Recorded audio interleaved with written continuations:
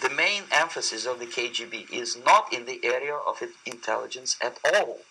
According to my opinion and opinion of many defectors of my caliber, only about 15% of time, money, and manpower is spent on espionage as such. The other 85% is a slow process which we call either ideological subversion or active measures, активные мероприятия in the language of the KGB, or psychological warfare.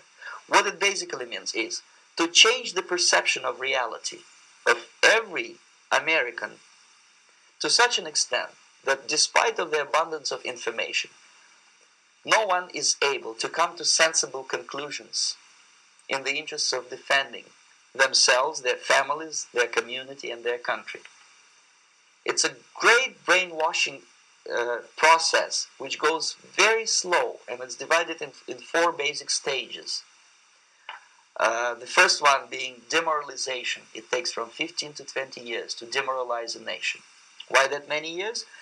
Because this is the minimum number of years which requires to educate one generation of students in the country of your enemy, exposed to the ideology of the enemy. In other words, Marxism-Leninism ideology is being pumped into the soft heads of at least 3 generations of American students without being challenged or counterbalanced by the basic values of Americanism, American patriotism. The result you can see.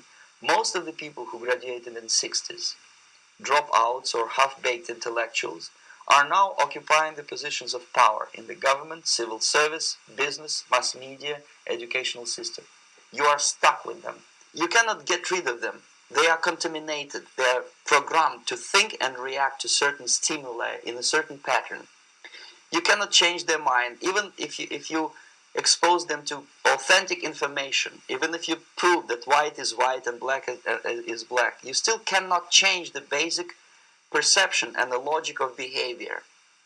In other words, these people, the process of demoralization is complete and irreversible. To get rid society of these people, you need another 20 or 15 years to educate a new generation of patriotically minded and common sense people who would be acting in favor and in the interests of the United States society. And yet these people have been programmed and, as you say, in place, and who are favorable to an opening with the Soviet concept. Mm-hmm. These are the very people who would be marked for extermination in this country? Most of them, yes.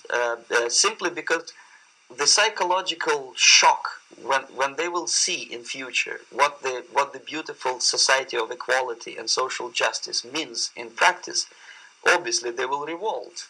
They will be very unhappy, frustrated people, and the Marxist-Leninist regime does not tolerate these people. They will join the links of dissenters, dissidents. Unlike in present United States, there will be no place for dissent in future Marxist-Leninist America. Here you can get popular like Daniel Ellsberg and filthy rich like Jane Fonda for being dissident, for criticizing your Pentagon. In future, these people will be simply squashed like cockroaches. Nobody is going to pay them nothing for their beautiful, noble ideas of equality. This they don't understand, and it will be the greatest shock for them, of course. The demoralization process in the United States is basically completed already. For the last 25 years. Actually, it's overfulfilled, because demoralization now reaches such areas where previously not even Comrade Andropov and all his experts would even dream of such a tremendous success. Most of it is done by Americans to Americans, thanks to lack of moral standards. As I mentioned before, exposure to true information does not matter anymore. A person who was demoralized is unable to assess true information. The facts tell nothing to him. Even if I shower him with information, with authentic proof, with documents, with pictures, even if I take him by force to the Soviet Union and show him concentration camp, he will refuse to believe it until he is going to receive a kick in his fat bottom, When a military boot crashes his, then he will understand, but not before that. That's the tragic of the situation of demoralization. So basically, America is stuck with demoralization, and unless, even if you start right now, here, this minute, you start educating new generation of Americans, it will still take you 15 to 20 years to turn the tide of ideological perception of reality back to normalcy and patriotism. The next stage is destabilization. This time, subverter does not care about your ideas and the patterns of your consumption. Whether you eat junk food and get fat and flabby, doesn't matter anymore. This time, and it takes only from 2 to 5 years to destabilize a nation, what matters is essentials: economy, foreign relations, defense systems. And you can see it quite clearly that in some areas, in such sensitive areas as defense and economy, the influence of Marxist-Leninist ideas in the United States is absolutely fantastic. I could never believe it 14 years ago when I landed in this part of the world, that the process will go that fast.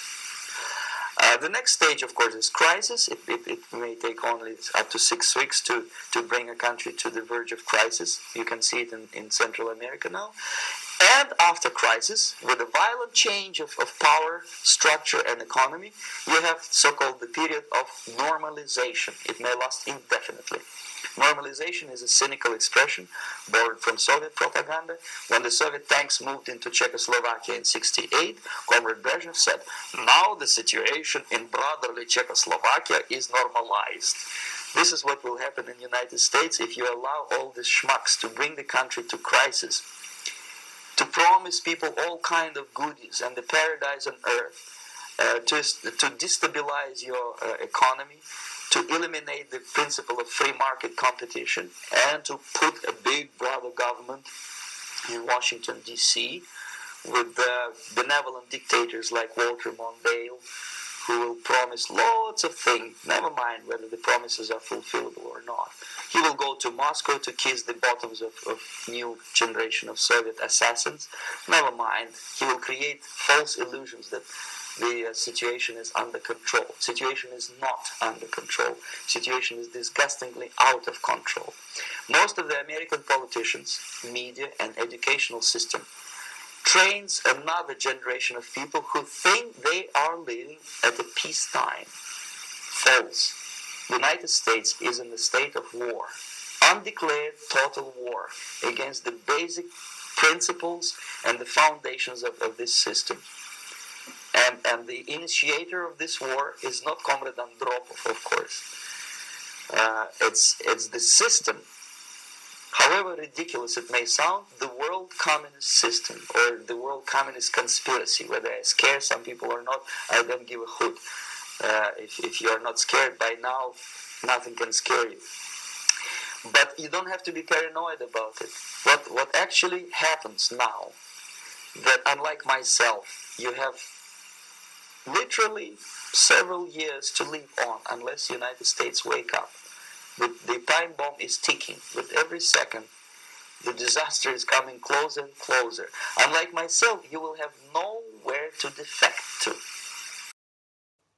And take heed to yourselves, lest at any time your heart be overcharged with surfeiting, and drunkenness, and cares of this life, and so that day come upon you unawares.